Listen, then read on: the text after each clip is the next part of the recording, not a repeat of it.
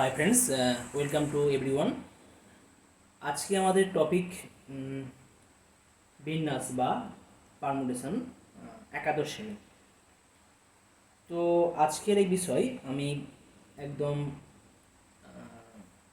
Basic থেকে শুরু করছি। তোমরা যে সমস্ত স্টুডেন্ট আছো তারা অবশ্যই এগুলো নোটস করে রাখবে। আর বেসিকের সাথে সাথে আমি কিছু এক্সাম্পল বলবো, অজস্র এক্সাম্পল, যার থ্রু দিয়ে তোমাদের পারমুটেশনের উপর যে কনসেপ্ট টোটালি ক্লিয়ার হয়ে যাবে আশা করি। এছাড়া এই ক্লিয়ারেন্স বা কনসেপ্ট শুধুমাত্র তোমরা যে বোর্ডের এক্সামে তোমরা ভালোভাবে দিতে পারবে তা নয়। ইন ফিউচার তোমাদের যত West Bengal joint entrance exam, advance, mains, তো এই সমস্ত পরীক্ষাও কিন্তু খুব ভালোভাবে তোমরা দিতে পারবে। তার জন্য কনসেপ্ট অবশ্যই খুব ভালো করে তোমাদের জেনে রাখা দরকার। আর একটা বিষয়, আজকের এই বিষয় যদি তোমাদের ভালো লেগে থাকে অবশ্যই প্রত্যেকে লাইকস, শেয়ার, আর যারা এখনও আমার এই চ্যানেল সাবস্ক্রাইব করতে পারোনি তারা অবশ্যই সাবস্ক্রাইব করে নেবে। ওকে, চলো আসা যাক বিন্যাস বা পারমুটেশন।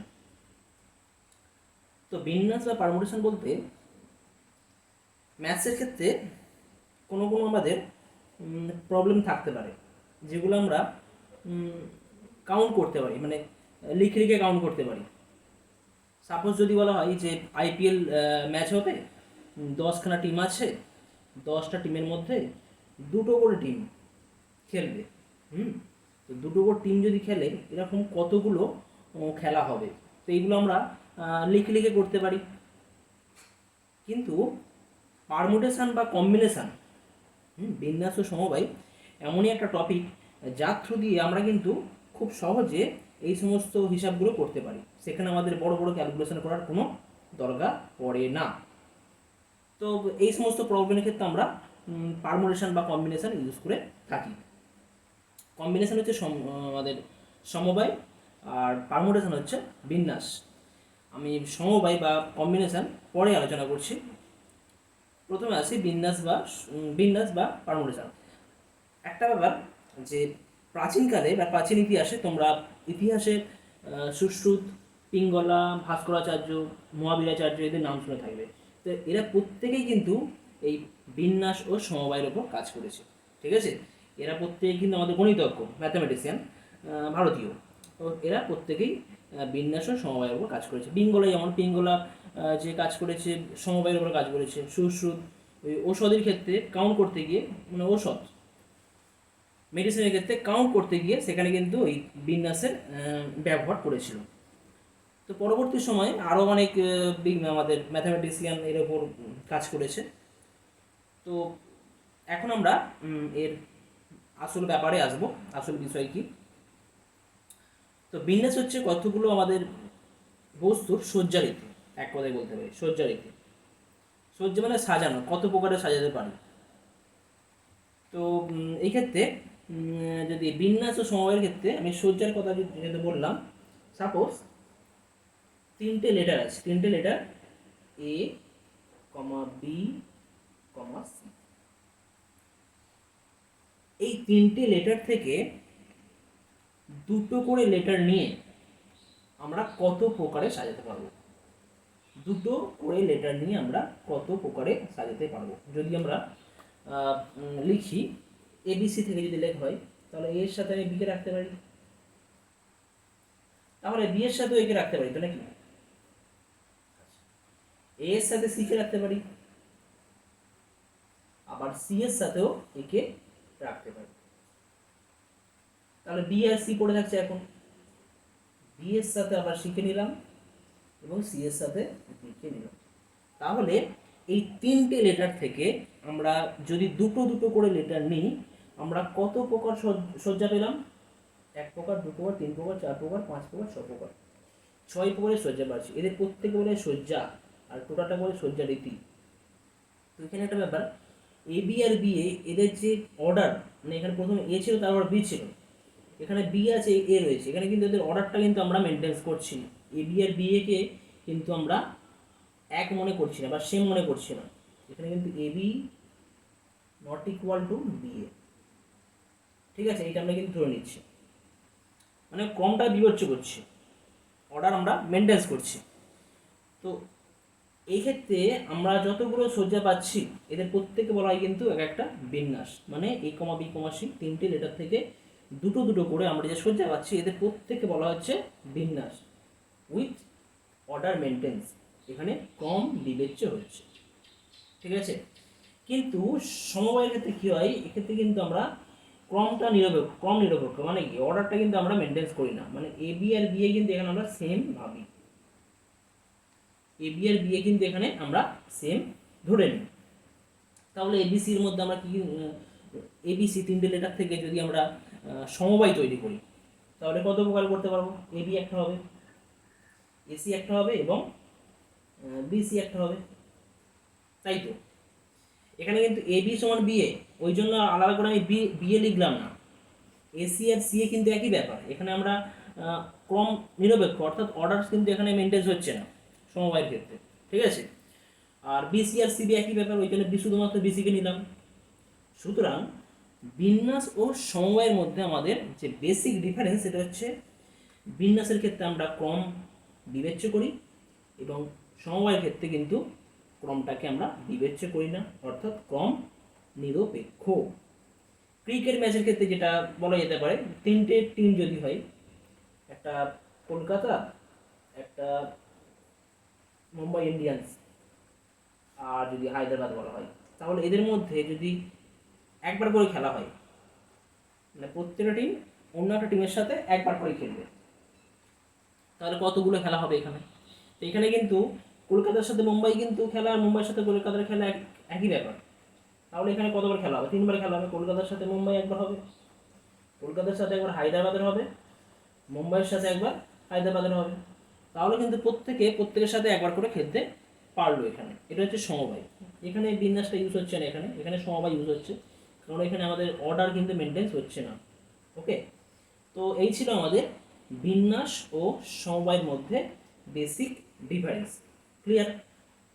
নেক্সট আসছি আমাদের বিন্যাসের যে ডেফিনেশন, অ্যাকচুয়াল যে ডেফিনেশন কী আছে সেই ডেফিনেশন আমরা এখানে বুঝব, কেমন দেখা যাক। কি বলা আছে, কতগুলি বস্তু থেকে কয়েকটি বা সবগুলি একত্রে নিয়ে যত প্রকার বিভিন্ন উপায়ে সাজানো যায় তাদের প্রত্যেকটিকে এক একটি বিন্যাস বা পারমুটেশন বলা হয়। যদি আমি একটা উদাহরণের সাহায্যে বিষয়টা ভালো করে উপস্থাপনা করি, কেমন হবে, ধরো দুটো বল আছে, একটা গ্রিন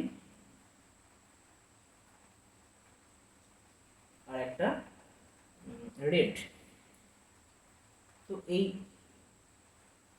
গ্রিন আর রেডকে যদি আমরা পাশাপাশি রাখি তাহলে কত করে রাখতে পারবো, আমি গ্রিনের সাথে তাহলে কি বলতে পারি, এখানে আমি গ্রিনকে আগে রাখলাম, তার পাশে রেডকে রাখলাম, আবার প্রথমে রেডকে রাখলাম, তারপরে গ্রিনকে রাখলাম,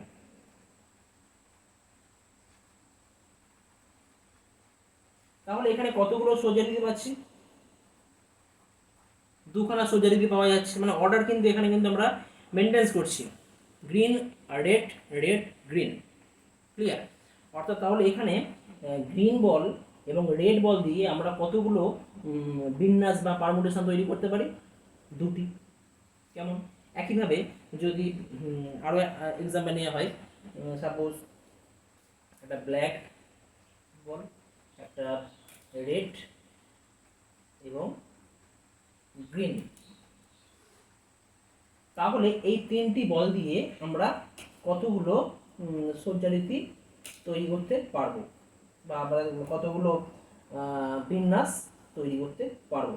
তাহলে কী হবে, সেক্ষেত্রে আমরা কি করতে পারি, ব্ল্যাক রাখতে পারি, প্রথমে ব্ল্যাকের সাথে কাকে রাখবো, রেডকে রাখলাম, এখানে কিন্তু আমরা অর্ডার কিন্তু মেনটেন্স করছি, আবার রেডের সাথে কিন্তু ব্ল্যাক রাখতে পারি, একইভাবে ব্ল্যাকের সাথে আমরা গ্রিন রাখলাম, ব্ল্যাকের সাথে আমরা রাখলাম গ্রিন। তাহলে গ্রিনের সাথেও কিন্তু আমরা ব্ল্যাক রাখতে পারি। আর কি পড়ে থাকছে? রেড এবং গ্রিন। তাহলে যদি রেড আগে রাখা হয়, রেডের সাথে রাখলাম গ্রিন, আবার গ্রিনের সাথে কি থাকবে? রেড। সুতরাং ব্ল্যাক বল, রেড বল এবং গ্রিন বল দিয়ে আমরা কতগুলো বিন্যাস তৈরি করতে পারি? এখানে 6 প্রকার বিন্যাস তৈরি করতে পারছি। তো এটা ছিল একটা আমাদের এক্সাম্পল বা উদাহরণ বলতে পারি বিন্যাস ব্যাপারটা কি। এখানে কিন্তু একটা কথা অবশ্যই মনে রাখতে হবে যে এখানে কিন্তু ক্রম বিবেচ্য করা হবে, অবশ্যই ক্রম বিবেচ্য করা হবে, অবশ্যই ভাইটাল ব্যাপার এটা। ওকে,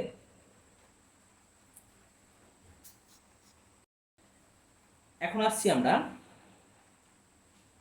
সংযোজনের মূলনীতি বা ফান্ডামেন্টাল প্রিন্সিপাল অফ অ্যাসোসিয়েশন বলতে কি বুঝি। কি বলা আছে? যদি কোনো একটি প্রক্রিয়া n সংখ্যক বিভিন্ন প্রকারে করা যায়, কোনো একটা ঘটনা n সংখ্যক বিভিন্ন প্রকারে করা যায় এবং n প্রকারের কোনো এক প্রকারে তা সম্পন্ন করবার পর অপর একটি প্রক্রিয়া n সংখ্যক বিভিন্ন প্রকারে সম্পন্ন করা যায়, তাহলে ওই দুটি প্রক্রিয়া মিলিতভাবে n ক্রস n বিভিন্ন প্রকারে সম্পন্ন করা যাবে। অর্থাৎ দুটো প্রক্রিয়া একটা অপর উপর ডিপেন্ডেন্ট কিন্তু, ঠিক আছে। সেক্ষেত্রে দুটো প্রক্রিয়ার ক্ষেত্রে প্রথম প্রক্রিয়া যদি আমরা n সংখ্যক বারে করতে পারি এবং n সংখ্যক বারের প্রত্যেক প্রকার সম্পন্ন করার পর অপর একটি প্রক্রিয়া যদি n সংখ্যক বিভিন্ন প্রকারে সম্পন্ন করা যায়, তাহলে টোটাল যে আমাদের প্রক্রিয়া সেটা আমরা n ক্রস n বিভিন্ন প্রকারে সম্পন্ন করতে পারবো। যদি একটা এক্সাম্পল দিই, বিষয়টা খুব ভালো করে আমরা বুঝতে পারবো। ধরো সাপোজ কোশ্চেন উদাহরণ কি আছে, ধরা যাক পাঁচলা থেকে ধর্মতলা 3টি বাস চলে A B C এবং ধর্মতলা থেকে গোল পার্ক 2টি বাস D ও E চলে। তাহলে একজন ব্যক্তি কত প্রকারে পাঁচলা থেকে গোল পার্ক যেতে পারবেন? ঠিক আছে, তো এখন পাঁচলা থেকে ধর্মতলা যেতে যাওয়া যায় কতগুলি বাসে? এ বা বি অথবা সি, যে কোনো একটা বাসে যাবে। তার মানে ধর্মতলা পাঁচলা থেকে ধর্মতলা আমরা কত প্রকারে যেতে পারি? 3 প্রকারে, তাই না?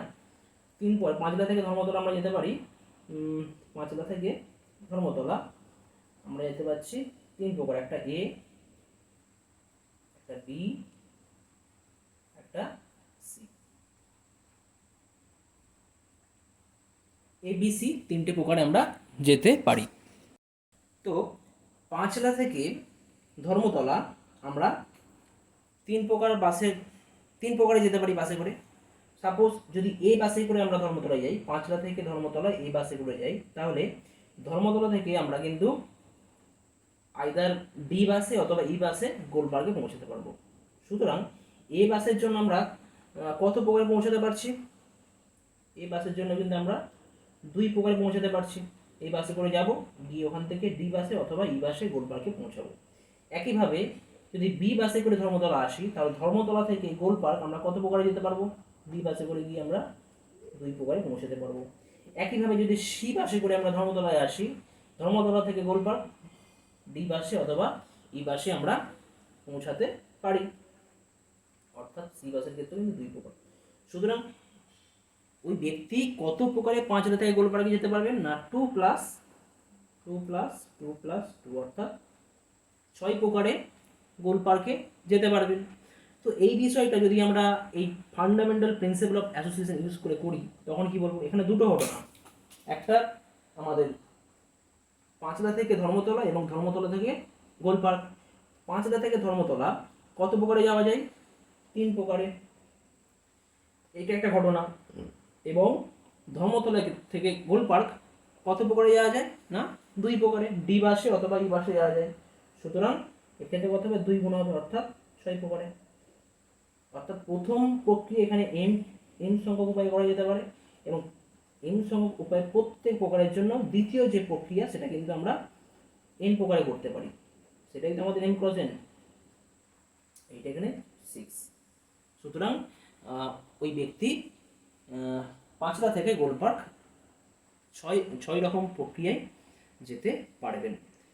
আরও একটা এক্সাম্পল যদি আমরা ভালো করে দেখি, ব্যাপারটা আরও সোজা হবে।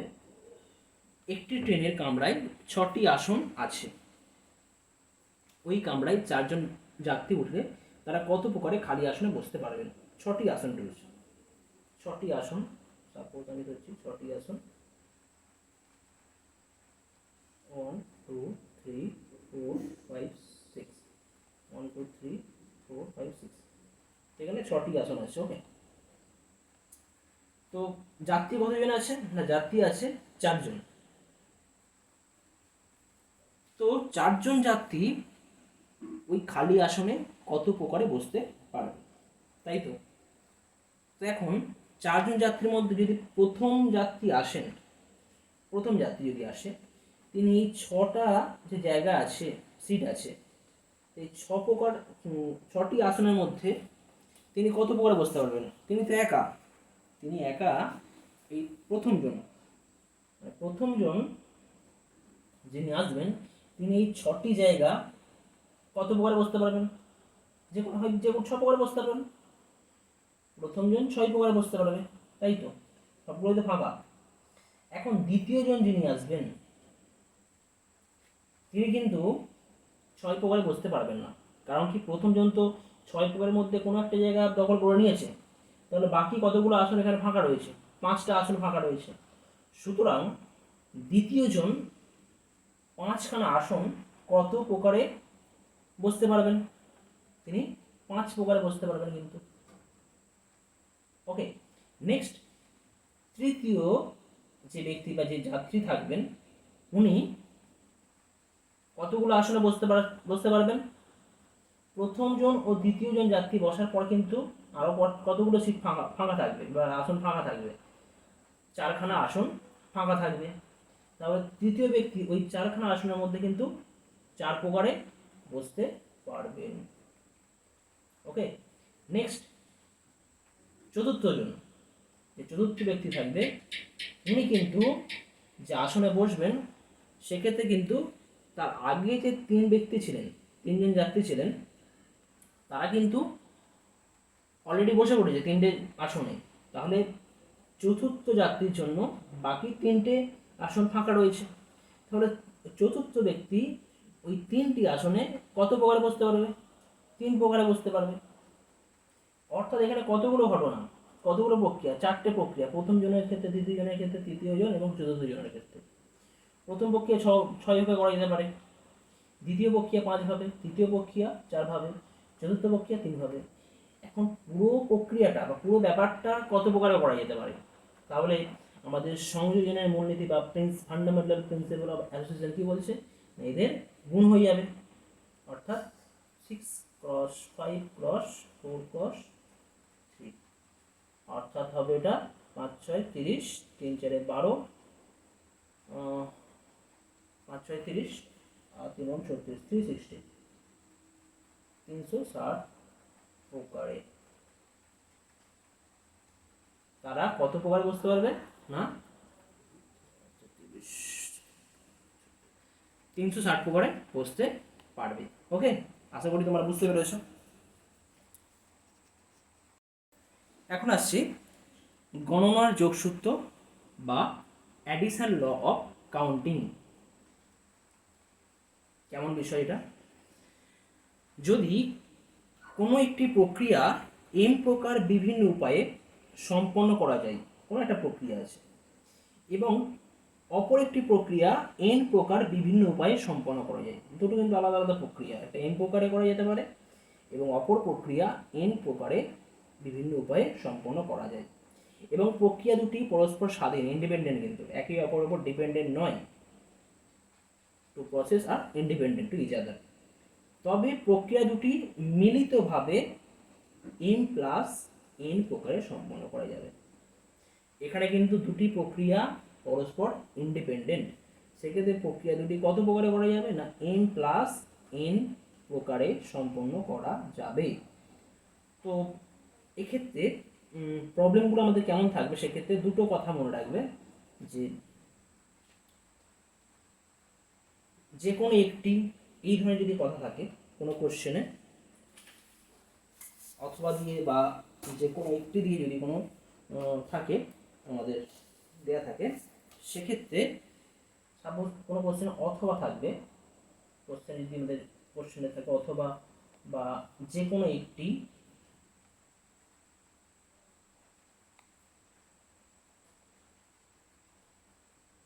সেক্ষেত্রে আমরা গণনা যোগসূত্র ইউজ করব। ওকে, তো একটা উদাহরণের থ্রু দিয়ে আমরা খুব ব্যাপারটা খুব ভালো করে বুঝবো। কি আছে, একটি ক্লাসে 8 জন বালক এবং 6 জন বালিকা আছে। একজন শিক্ষক মহাশয় স্কুলের একটি অনুষ্ঠানে যে কোনো একজন বালক অথবা বালিকাকে প্রতিনিধিত্ব করার জন্য নির্বাচিত করতে চান। তিনি কত প্রকারে নির্বাচনটি করতে পারবেন? এখানে একটা কথা আছে, দেখো কোশ্চেনে অথবা, তাই তো ওই বালকদের থেকে নেবে অথবা বালিকাদের থেকে চুজ করবেন, নির্বাচিত করবেন। তো বালকদের কতজন আছে? 8 জন, তাই তো। তো কজনকে চুজ করবেন? একজনকে। তো 8 জন বালক থেকে প্রথম যে আমাদের প্রক্রিয়া, প্রথম প্রক্রিয়ার ক্ষেত্রে